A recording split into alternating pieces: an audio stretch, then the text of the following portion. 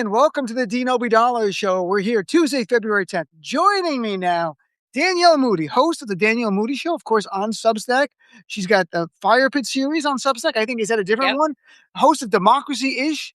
I think last time you have podcasts within Substacks. It's like layers of things going on. I want to thanks for being on. Thanks for people who are joining. It's great to see so many people. First of all, how are you? How's everything going? I'm hanging in. I'm hanging in by my fingernails, Dean. I'm hanging in. It's gonna get better, no? Yes, maybe? What exactly do you think is going to get better? The You know me, I'm not spring the one to provide hope today. the Uh, spring look, there's a lot of things. I wanted to talk about something that's not getting as much attention, the Bad okay. Bunny thing, which we'll touch on, huge attention. Donald Trump with the most racist videos ever of the Obamas, a lot of attention. We'll touch on that as well. But right now, we saw in the last week, and I'm not sure when these incidents happened, but they've been reported only the last week, the erasure of the Black and LGBTQ history by the Trump regime. And we'll start with the first one that got a little press. And the second one I only learned because my colleague, Michelangelo Signorelli, he Mm, flagged it yesterday and sent it around. I'm like, wow. The first one is Medgar Evers, the memorial for Medgar Evers. People should know him, civil rights icon, killed in his own driveway in yep. 1963 by a Klan member who at first was not convicted, later convicted in the 90s. But in the literature that they gave out, the National Parks Conservation Association, it said that the killer, I won't even say his name, it's not worth it, was racist. The guy was in the Klan. Now the Trump regime took all the pamphlets out to get rid of the word racist because to them, a white supremacist Klan member is not a racist, but we know it's deeper. It's the idea of anything bad about white people, they don't want you to see because first of all, they take it personally and it's smearing white people. So they want to whitewash history where Medgar Evers was just randomly killed by a guy in his own driveway. You don't even know the why if you take it the racist component. So what's your reaction on first part? I mean, my reaction is this is something that this regime did in its first term, and they're just continuing in this second term. This is the idea that whoever owns a power in this moment is who gets to tell the history. And so by willingly erasing, whitewashing, creating denialism, what he's doing is not about us, you and me in this moment, Dean. Then the folks that are watching, we know it's for generations to come. It's for those, young people that will go to these parks, that go to these places, that are looking for teachers that are looking for information and insight into teaching a curriculum that now they're trying to whitewash what will come. Right. And to make it so that racism is just something that we've all just made up, evidently, that it doesn't actually exist. And I'm like, frankly, if they think that, telling the truth is what makes white people look bad, then they should really just go away because they are right now out in front as the avatars for whiteness. And I can't think of a worse group of people to give white people a bad name than everyone that is associated with this regime. Yep. And the idea that white people are the bigger victims of discrimination than black people is what Trump supporters say in poll after poll. It's been happening for years. I wrote about it in the first term. So that's why Trump plays on the victimhood of whiteness, the idea of you're white. And then Trump positions himself as the defender of whiteness, the defender of all things being white. So getting rid of the term racist to protect a white racist is consistent with that. The second part here, and this didn't get much press yet, and it deserves more, and I think it will, is there was a big rainbow flag at the flagpole for the Stonewall National Monument. And this is a place that was the birthplace of the modern LGBTQ community. So it had a big rainbow flag. It would make all the sense in the world. It's there. The Trump regime just took it down. Democratic members, elected officials here in New York, are raising alarm bells about it. I mean, you intersect two communities. It's not just the black experience that they want to change the history of so people learn a different thing. But now with the gay community as well, they're trying to just whitewash any kind of connection to the LGBTQ community at the site. It's the birthplace of the modern day movement. And if you go onto their websites, right? So we're talking about the physical space of Stonewall, which is in New York City, in the Village, and you're talking about the physical site. If you go on to the websites, right, they've completely erased trans people altogether. right? Transgender, right, as a term is not even in any description of, you would think it's just LGB, right? Right. Trans people are not even part of the community at all. They have erased them entirely from the language that you can find online. The reality here, right, and I think it's really important, and this is what I tell people that listen to me, is that this is an opportunity.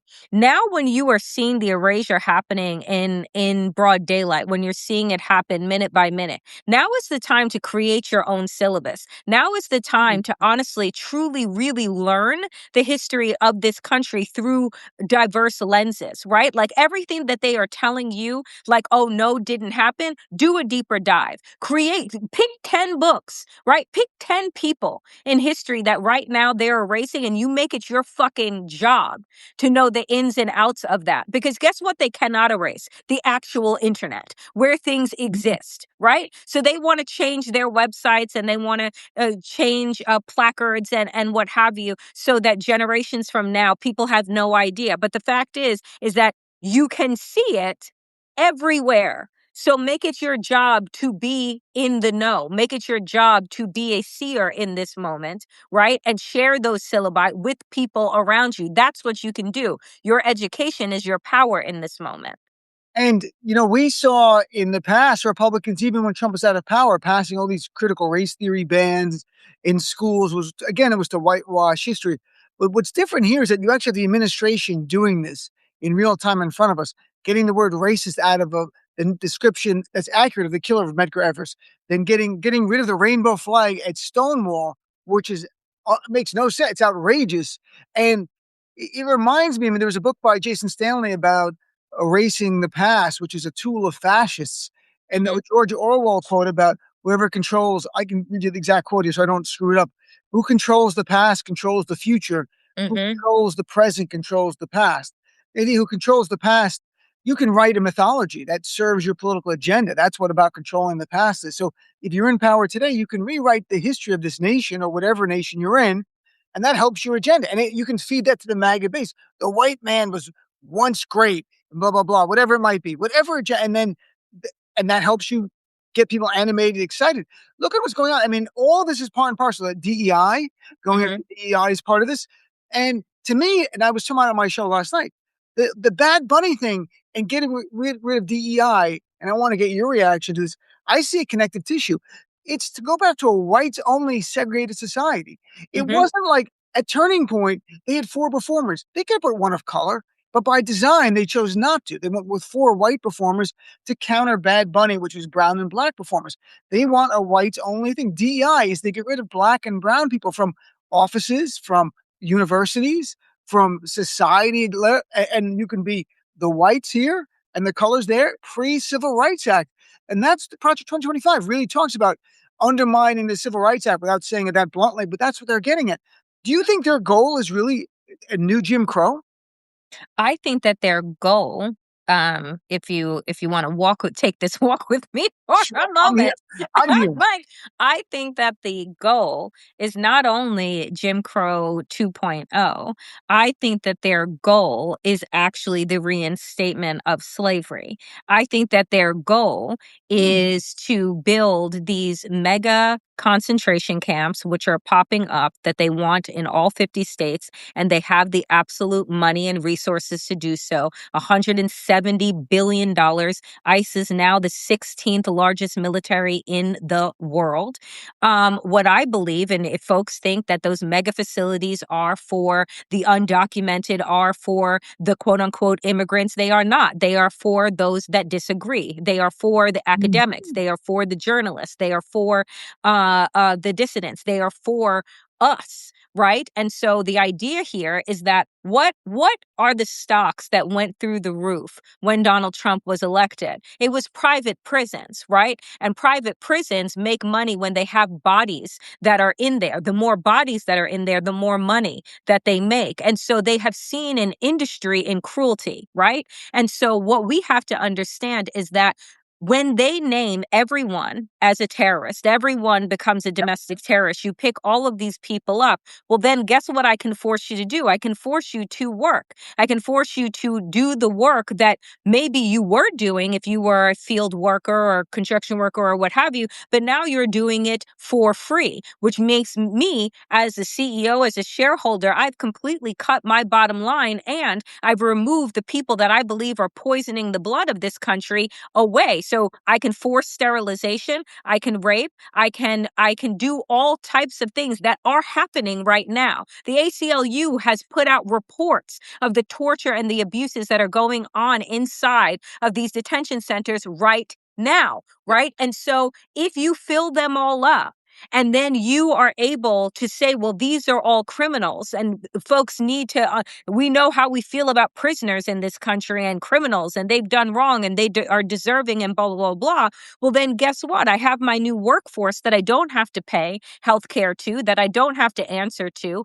And that when they die and their bodies break down, we'll do what we did for 400 years. We'll just have our breeding farms. We'll create the next level of workforce. So where do I think that this is going? I think Jim Crow 2.0 would be the nice version, Dean. I think that where they actually really want to go to is back to 1619. I don't even think that they're interested in the 20th century or the 19th century. I think that they're interested in going back to the beginning, where there is lawlessness, right? That they are the powers that be, and anyone that they point at and say is a criminal is who that person is, which means that I can then own you. And I'm including Black people, brown people, queer people. I'm also looking at you, white women, because you're the incubators for white supremacy, and that they cannot create more white men without white women. Right. And why do we roll back abortion rights? Why do we do all of these things? Why do we criminalize abortion? Because they need to control more bodies. That's the goal. Wow. That now I know why you weren't happy when we first started our conversation.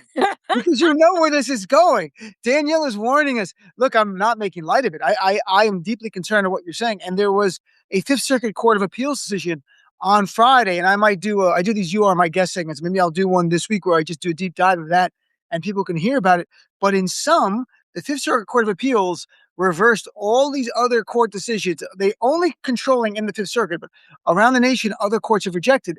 This one was the first Circuit Court of Appeals to accept Trump's idea that you can hold people in detainment camps now, detention camps, and you can't even ask for bail. That's no bail. They can hold you. You have no criminal charges. They can hold you open ended till a judge gets to you, which can be 3 months, 6 months, a year, and there's nothing you to do to get out of it. That is a concentration camp. When there's no due process, you're in the world of concentration camps. The Fifth Circuit Court of Appeal has just approved the first concentration camps in America. And they'll say, well, there is a semblance of due process. Yeah, but they can delay you going to see a judge, which they control. Immigration judges are not like the normal judges that we know. These are picked by the administration. They're not ones where Congress confirms them, that kind of stuff. They just go there and do their job, and then they're replaced. They don't do the job. They keep you in the camp 6, 7 months. Just read today about an Irish national. He's here 20 years, no criminal record, married to an American, on his way to getting a green card. They picked him up in September. He's still in his camp, and they won't let him out because they haven't processed him for deporting yet. And so he's just sitting there in limbo. And again, the biggest things, you have no ability to ask for bail, which is essentially habeas corpus, the idea of like, either give me some charges or there are no charges, let me post bail and at least I'll come back. Nope. You sit in a detention camp. That is the law of the Fifth Circuit. The Supreme Court at some point will get that case. And I'm deeply concerned that this Supreme Court will go along with it. And then, Danielle, we're on the path you're saying, because it's not that much further to go from undocumented resident to U.S. citizen in certain circumstances where, we're going to keep you for a period of time, and they'll declare war or emergency, some way to circumvent habeas corpus, which are guaranteed by the Constitution. They have to give you the charges, and you have a right to counter those charges. This is where we're going.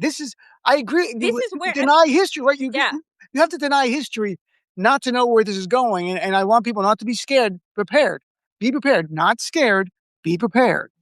This is exactly, it's not even where we're going, it's where we are. Because there's a reason why, and Dean, you're the lawyer, there's a reason why people aren't being picked up and put into federal prisons. There's a reason why they're not being picked up and held in like your local jails, right? There's a reason why, because there are rules and the Constitution that you need to follow in that kind of criminal justice system. It's why you're creating these warehouses and outposts, because they're not just outposts like not in the center of a city or in the center of a town. They're outposts from the Constitution of these United States, right? Mm. And so what actually needs to be asked of our judiciary is that, is American soil not American soil? Right? So if you are on American soil, whether I'm in a warehouse or whether I'm in a duly named federal prison, if I'm on American soil, are we not governed by the Constitution? And if the answer to that is no, then we're not. Then we can willingly and knowingly say that what Donald Trump is creating is a bunch of Guantanamos. What he is creating is a bunch of Gitmos. What he's creating is a bunch of Auschwitz, right? Because what you're saying is that American soil is not sovereign, right? Like American soil is not beholden to the Right. Constitution, That's yeah. which means what then? Right? Which means what? Who gets to decide? So what people need to understand is that, like, again, you start with the low hanging fruit. Donald Trump told you on the campaign trail, I'm going after the worst of the worst, the criminals of the criminals. And then what do you see? You see nursery school teachers being arrested. You see children being thrown to the ground. You see pregnant women being beaten up, right? I just saw a guy went viral, white guy, calls into C-SPAN, Dean, Right. from New Mexico. And he says, this isn't what I voted for, right? He Mhm. says, I voted for Trump not once, not twice, but 3 times. But I didn't expect to see children thrown in jail. I didn't expect it. I mean, this guy, folks can Google it. New Mexico, white Republican, calling into C-SPAN last week. And I I'm just like, because what Donald Trump has done, and this is the point where I think that people need to see it, is that they didn't want to see it.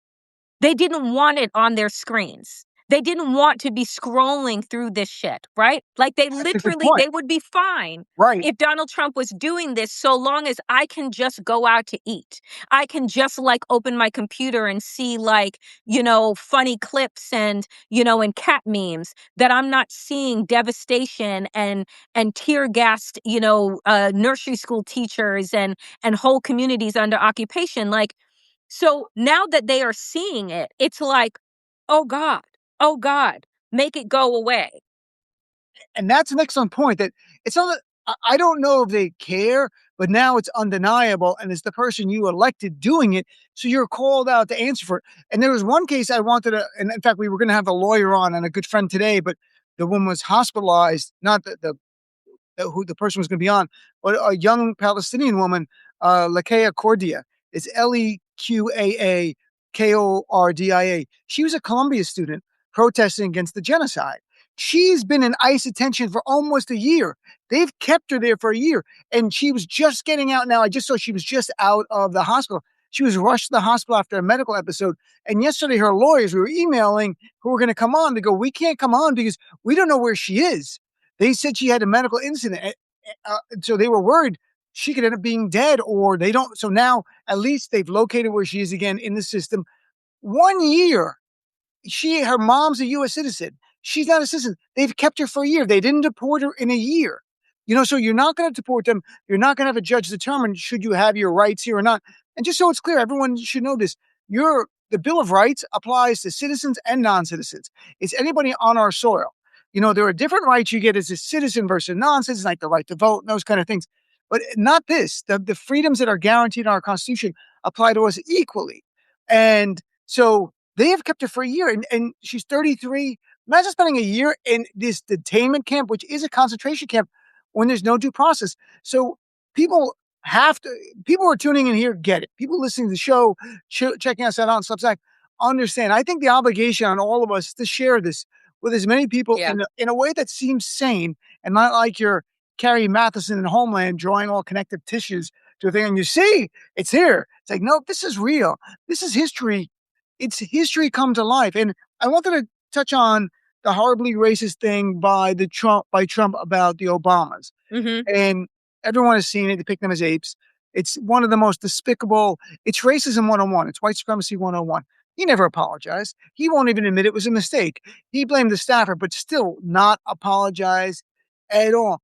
And there are certain people shocked. This guy's been racist from day one.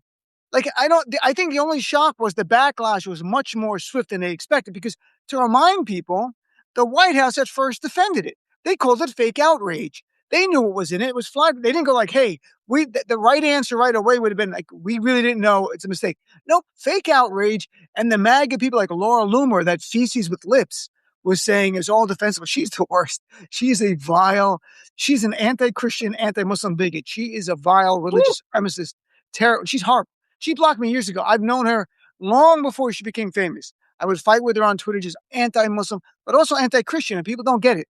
When you're that right wing in terms of Jewish supremacy, and I didn't even hate to use the word Jewish because it's her own interpretation of a faith, and she's destroying a beautiful faith to oppress Christians and Muslims in the West Bank and justify killing us and all that. But in any event, this is the world we live in where this kind of racism, for some reason, it broke through a teeny bit.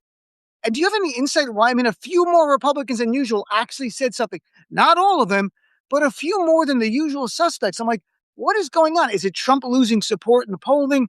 So they feel like maybe it's a good time to move on? Was it that offensive? They're like, this is just horrible. We can't defend this. It's literally indefensible. Right. Like you couldn't pretend. So what they're always good at, and what they've been good at for the last 10 years, and legacy media has just refused to catch on because they're accomplices. What they're good at is just doubling and tripling down, right? Like, yeah, we did it. So what are you going to do about it? Yeah, he said it. So what are you going to do about it? Yep. And then what they've also been able to do on top of doubling and tripling down is saying that, like, well, that's not what he meant. It was a joke. It was this. It was that, right? Every single time. But when you have a video depicting the former president and the former first lady of the United States as apes, like, that connection to white nationalism, white supremacy, and anti-blackness is so deep and entrenched, you actually can't say that it's anything other than what the fuck it is. And for them to even say, Dean, like, oh, well, it was a staffer. There are two staffers supposedly that have access to Donald Trump's Twitter account, that has access to his Truth Social. So you're going to tell me that, like, at midnight on whatever night that he put that up, that there's just some lowly staffer that's just hanging around and thinking, I think that this would be great. It's Donald Trump. So can we just, like, stop, like, pretending that there's, like, some elusive staffer and blah, blah? Because if there was, they would have been like, oh, you know what? And Bob's been fired.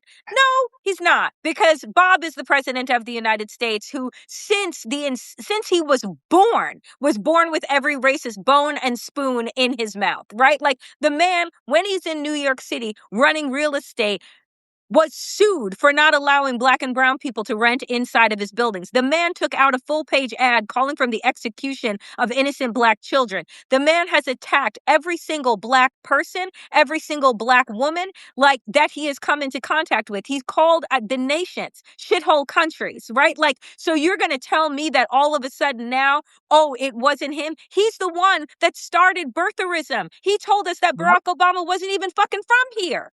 Right? So give me a break, right? With this idea that all of a sudden we're supposed to believe, oh, well, I don't know who it was, but we know Donald Trump would never post a thing like that. Really? The same man that posted an image of Joe Biden being hogtied in the back of a car. It was on a car. Donald Trump reposted that on Truth Social.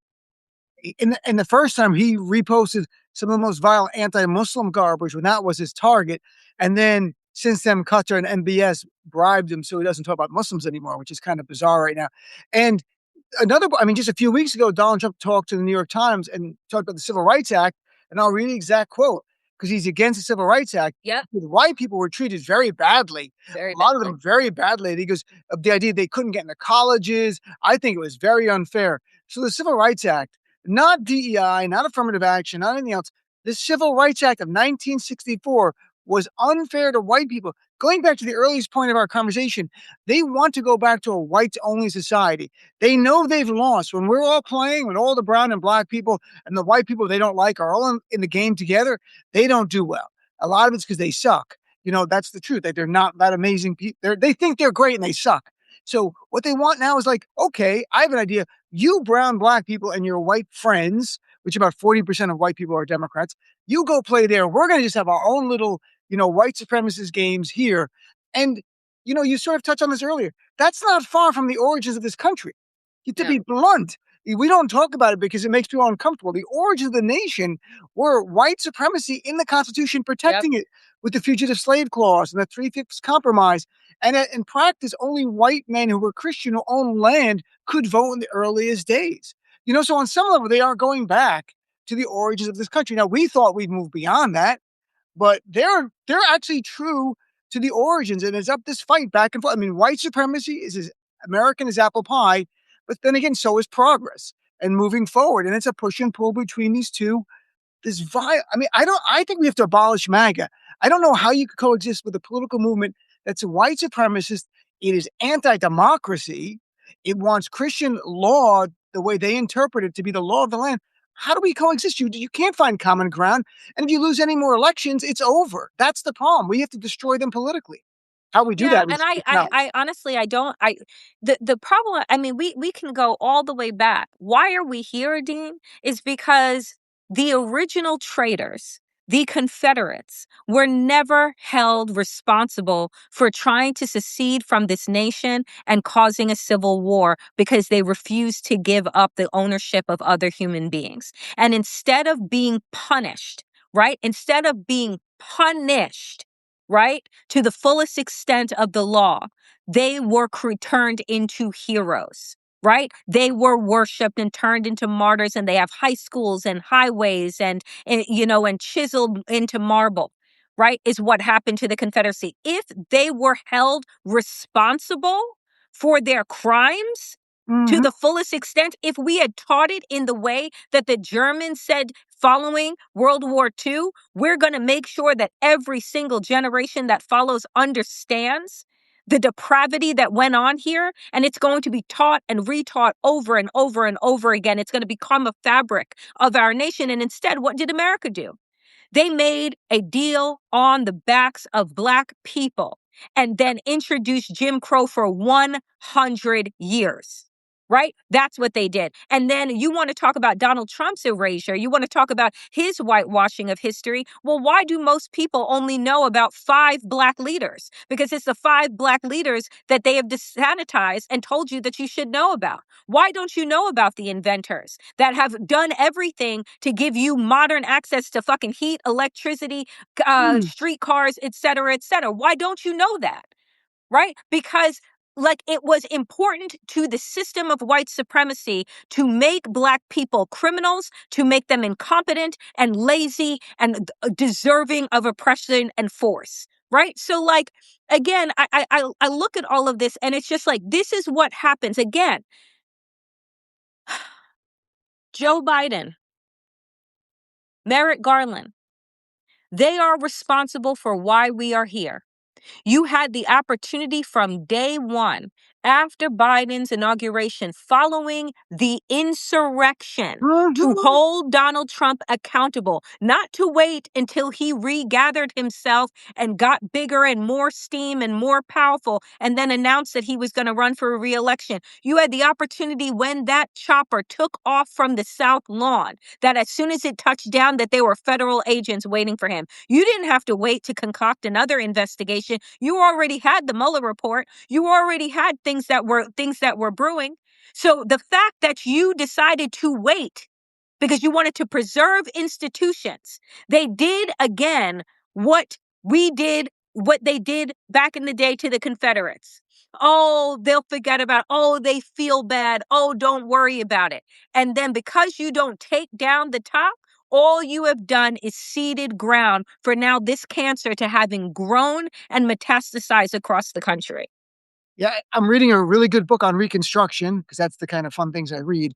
And Andrew Johnson, who was the president after Lincoln was assassinated, former slave owner, he pardoned everybody. And even where his instincts in the book were talking about, where he was like, maybe some of these people we shouldn't let back, they let him back at the end of the day, because he felt a kindred spirit with them, to be blunt. Former slave owner from the South, wanted to help them out. And I'm reading so much about the Freedmen's Bureau and what really went on and how it's not never funded properly. So you get the seeds there. But getting back to the big point, pardoning Jefferson Davis, pardoning waiving the Section 314th Amendment part, which says you can't serve in Congress. They were easily waiving that. Johnson was signing hundreds of pardons left and right to bring the country back together, but not because he was bigger spirited, because he felt a connection to the South and the slave owners. And so it was remarkable to watch January 6th and then watch the pardons play out again. And we don't learn as a country. And I couldn't agree with you more, about Merrick Garland and the failure he was. Now, yes, the Republicans in the Senate could have saved us and done the right thing and convicted Trump, but you never expect Republicans to do the right thing. I only expect Democrats to do the right thing. And this is where we are. All right. Before we run it, we actually went over in time. It's great to chat with you. That was the fastest 30 minutes of my life. It's always fun to chat. I'm like, I look up at the clock. I'm like, we're at 30 minutes. So where can people follow? What do you want them to follow you? Anything you want to share you're working on? Dean, you're amazing. Thank you Right. once again for having me Sure. back on your incredible show. Folks can follow me and my work at the Damn Digest right here on Substack. They can follow me on YouTube. The Danielle Moody Show and Democracy Ish is under my name. And, I say this all the time. I keep my content free. I keep my content free for a reason, because I believe that critical thinking dies behind a paywall.